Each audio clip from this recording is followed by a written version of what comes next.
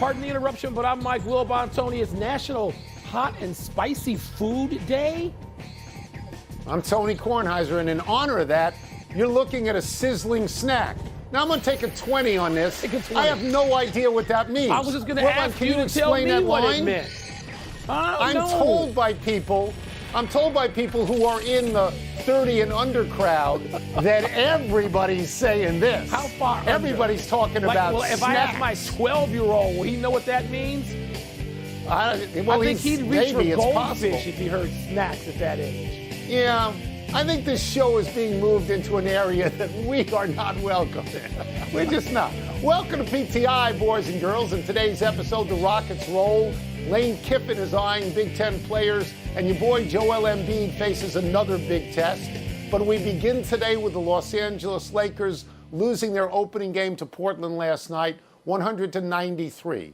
Like the Milwaukee Bucks yesterday, this was a number 1 seed losing to a number 8. The Lakers were pitiful from the three-point line. They were 5 of 32. So, Wilbon, will you chalk up this loss to terrible shooting, or do you think there is something larger here that is wrong with the Lakers? Well, I don't think it has to be wrong with the Lakers, although the Lakers are not playing great. They haven't played great basketball since they got into that bubble. I've told you time and again, I hear people saying, we hear other people talk about it on this network, whether it's Stephen A. or whomever's talking about it. And it's sort of like, well, the Lakers and LeBron, they seem to be in a little bit of a funk. And LeBron has sort of talked about this. He's been very open about his feelings about play and how to get that team and himself to where they are. He's just said last week, I'm not in, playoff form. I'm not there. I got to get there. So you knew all this going in, and you knew Portland is damn good and better than your average number 8 seed, Tony. And Portland didn't. Here's the scary thing for the Lakers. Here's why this is a potentially a big problem, big issue. Portland didn't have one of those lights-out shooting nights. Dame didn't go for 50.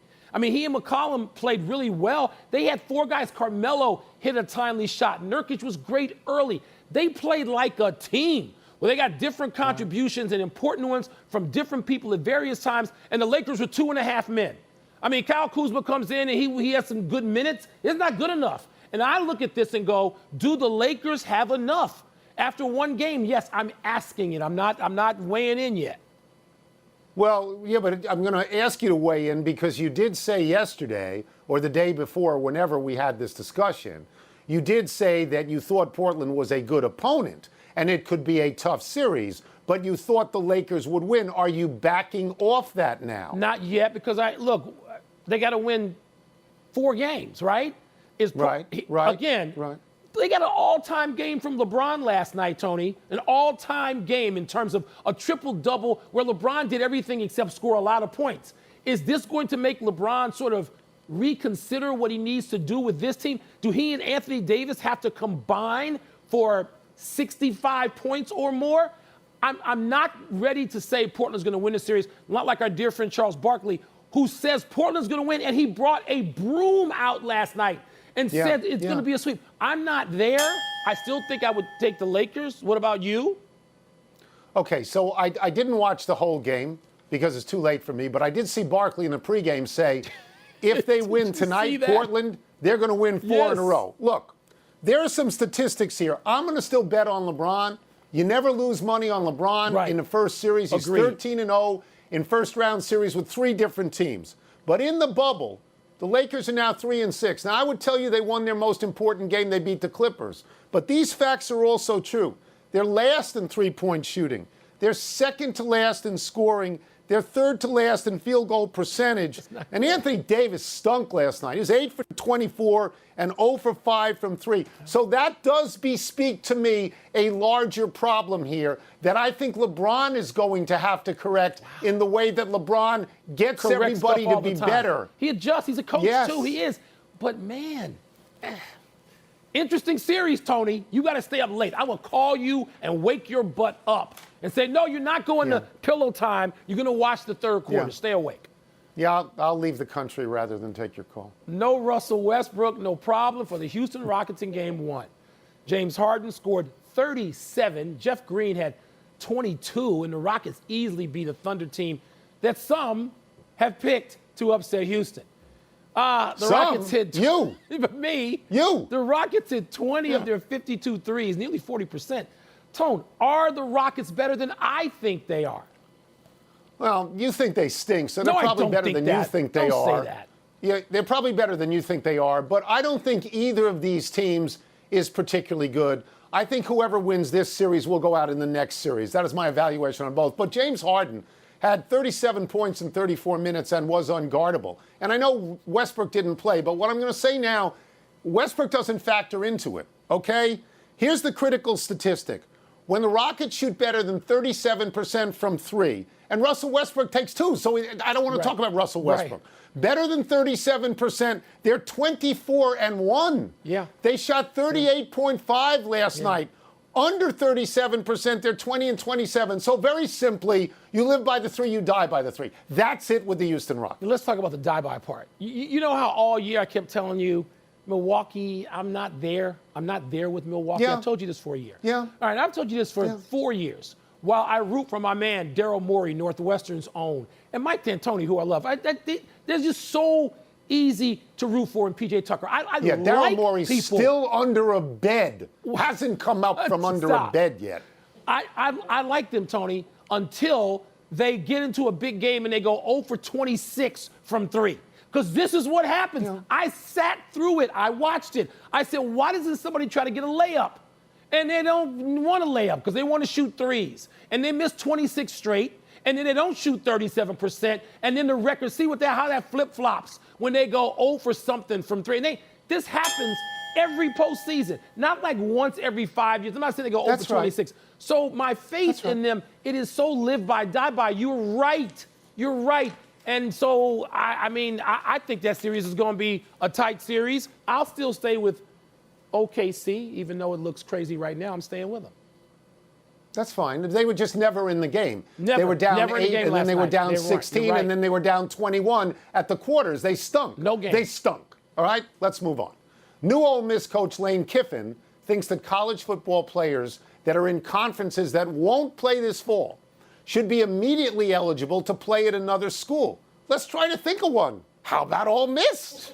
Kiffin said, quote, I don't understand it at all. If a kid wants to play football and he's not allowed to play football at his school, why can't he go somewhere else and play, unquote? And Wilbon, I assume you agree with Lane Kiffin.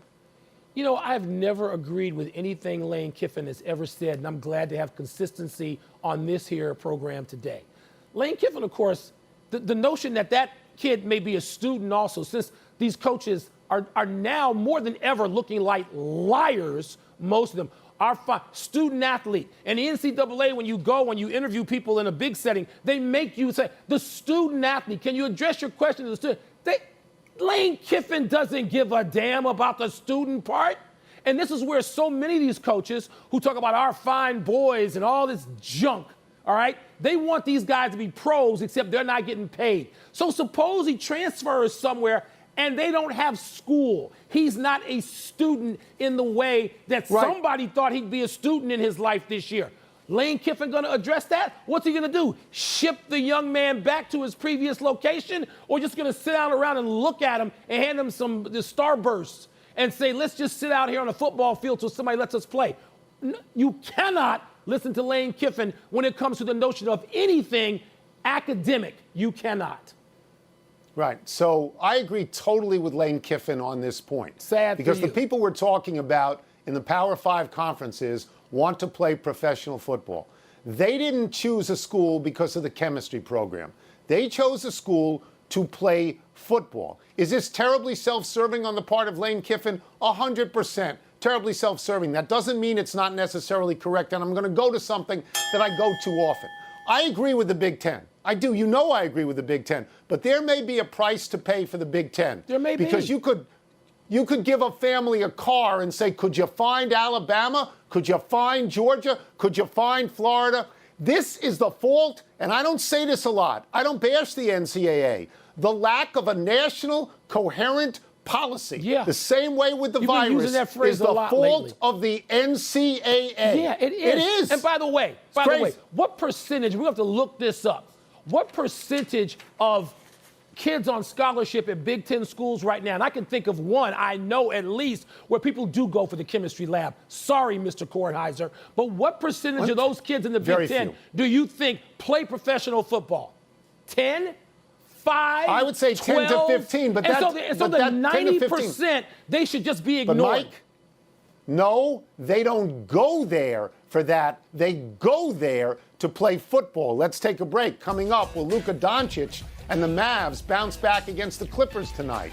And did Fernando Tatis Jr., my new favorite player, break another one of those stupid unwritten baseball rules yesterday? What about Notre Dame, Mike?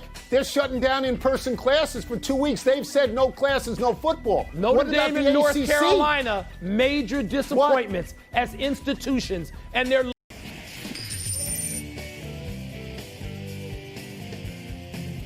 toss-up trivia. I've never lost while playing from my attic. What's toss-up? What's first? Toss-up, more likely to win tonight's game 2, the Mavericks or the Clippers? I'm going to take the Mavericks, Ooh. Mike, but look, but Porzingis has to play. Yeah, okay. His knee has to be good, and he has to play. And I'm going to tell you why.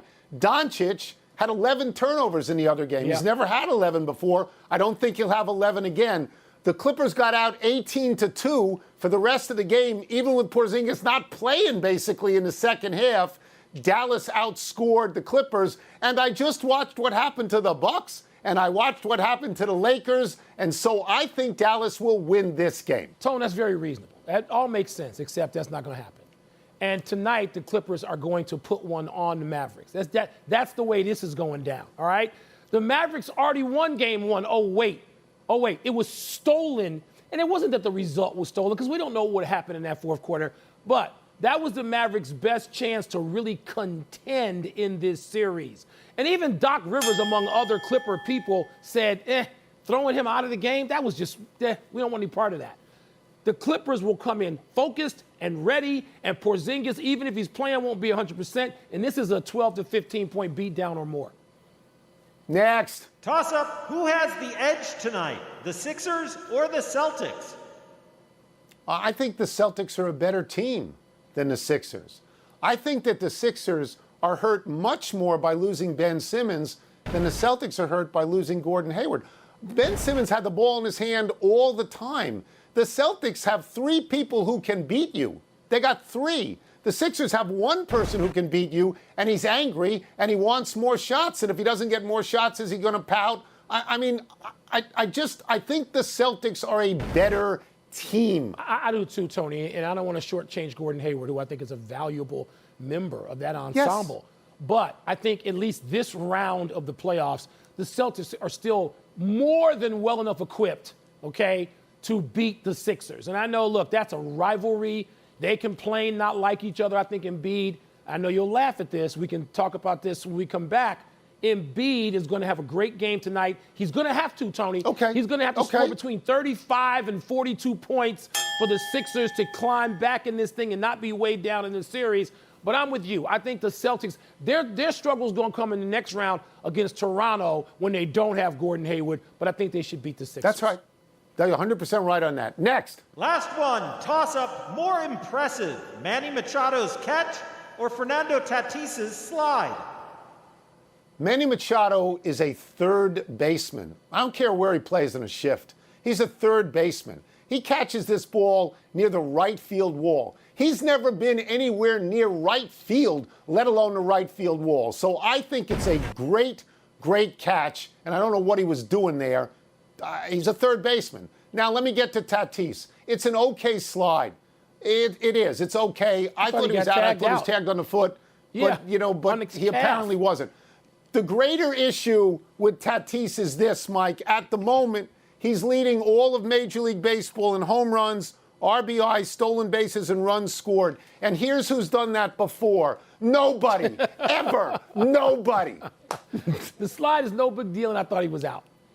And right. Machado, but you said Machado's a third base. Machado's a fielder and a great one because he played shortstop most of his career. So he can play any left side of the infield, baby. So what? Left they side. got all these stupid shifts now. You just run around. He did what a great fielder does. And by the way, if you tell me that that didn't have a whiff of number 24 in a Giants uniform to you, it was great. It was great.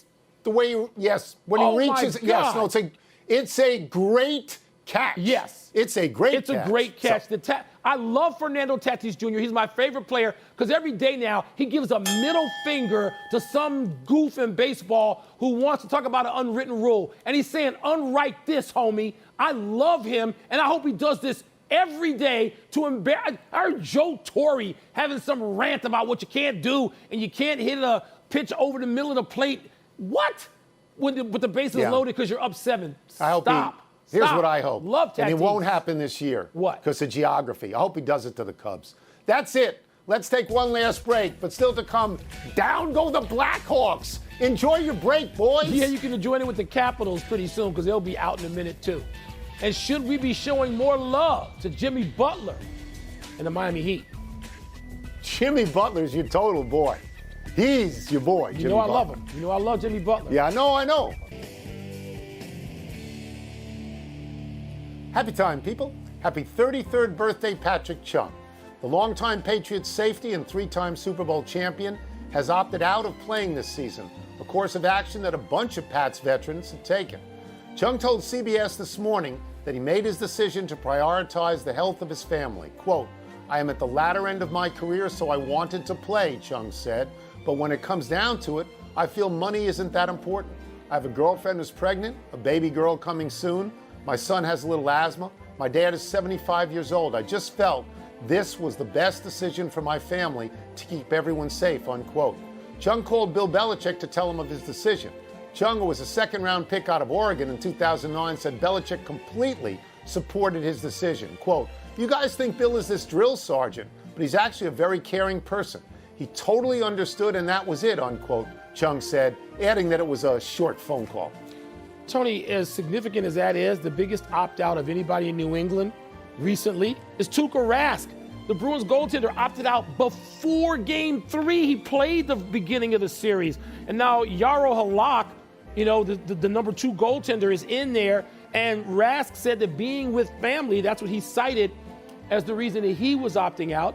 And so I understand. We knew this was going to happen with various teams and players for various reasons, and they are articulating these reasons. And to me, people should not be doubting them. I haven't heard that and hope I don't. A not-so-happy anniversary to New York baseball fans. On this day 63 years ago, Horace Stoneham, president of the New York Giants, announced that his team had signed a lease to play home games in San Francisco the next season. Stoneham and the Giants would join Walter O'Malley and the Brooklyn Dodgers, who were moving to Los Angeles, in villainously abandoning New York City. This was great news for California and quickly great news for baseball, but it was devastating for National League fans in New York. Much romance has been written about the Dodgers and Brooklyn, far less about the Giants. The Giants board of directors voted 8-1 to go to San Francisco. The one dissenting vote came from M. Donald Grant, who would later become chairman of the New York Mets, the expansion team that joined the National League in 1962. They were lousy then, but by 1969, when they won the World Series, they were amazing. There aren't many of us anymore who can say we went to the Polo Grounds to see the Giants, but my dad took me to see Willie Mays play there. Tony, I don't ever tease Brooklyn Dodgers fans or New York Giants fans about losing their teams. I got a few teams. I've never lost one to another city. I was born about the time that the Cardinals defected from Chicago. Yes, Chicago to St. Louis, but that wasn't my team. I can't imagine what it must have felt like to lose Willie Mays in the prime of his career for you. I can't imagine that. My condolences still, 63 years later. Happy trails, Chicago Blackhawks. Wilbon's interest in the hockey playoffs ended last night. Over. As the Chicago Blackhawks could not hold either a 2-0 or 3-2 lead and lost the game 4-3 to the Vegas Golden Knights and the series 4-1. Wilbon thought the Blackhawks could beat Vegas after defeating Edmonton in the qualifying round of the NHL playoffs. So the Blackhawks joined the Chicago Bulls as having no impact whatsoever on their sports from now on. The Bulls didn't even make the bubble in basketball. The Blackhawks got in even though they were the 12th best team in the West. Patrick Kane and Jonathan Taves are a long way from the glory days of 3 Stanley Cups just a few years ago. In fact, in the 5 years since they won their last cup, this Hokie Edmonton series in this bloated playoff field is the only series the Blackhawks have won. Taves is 32, Kane is 31. Mike, you wonder if their time has run out? No, because 10 or 11 of those Blackhawks last night had never played in the playoffs. They have now. I don't care what they call them. I don't care what they officially go in the books as. They played in the postseason with Kane and Taves, who played well. They're going to be a threat next season. Let me just tell you and Stephen A. Smith something as you talk about who's not relevant anymore. You know who's not relevant ever? The damn New York Knicks. And I want both of you to hear that, you and Stephen A., and I'm coming for both of you, because all the teams in Chicago are more relevant than the New York Knicks. We've only said that for 20 years. Huh? Really? Where you been? Let's go to the big finish. Let's do it. A video shows that the security guard at the Warriors game clearly shoved Raptors GM Masai Ujiri twice before Ujiri shoved back. Your thoughts? Yeah, it was a lot to do about nothing anyway, and now it seems to be wrapped up and over. Let it be done. The Raptors beat the Nets to take a 2-0 series lead. You ready to call it right now for the champs? Called it last week. Kenta Maeda, the Twins, lost a no-hitter in the ninth. Your thoughts? Man, Tony, I was wondering, was he a real big loss for the Dodgers? He might be, having gone now to Minnesota. Des Bryant will work out for the Ravens this week. Are you optimistic? Better him than Antonio Brown. The Heat beat the Pacers in Game 1. Was that significant? Oh, yeah, Tony. That's going to be a series, I think, a long one, but that's a good Game 1 win. Jimmy Butler. Out of time. Try and do better the next time. I'm Tony Kornheiser. And I'm Mike Wilbon. We're bumped by playoff basketball tomorrow, knuckleheads, but we will see you on Friday. You can get the podcast on the app or Apple Podcasts. Ray Netchie, one time only, baby, one time.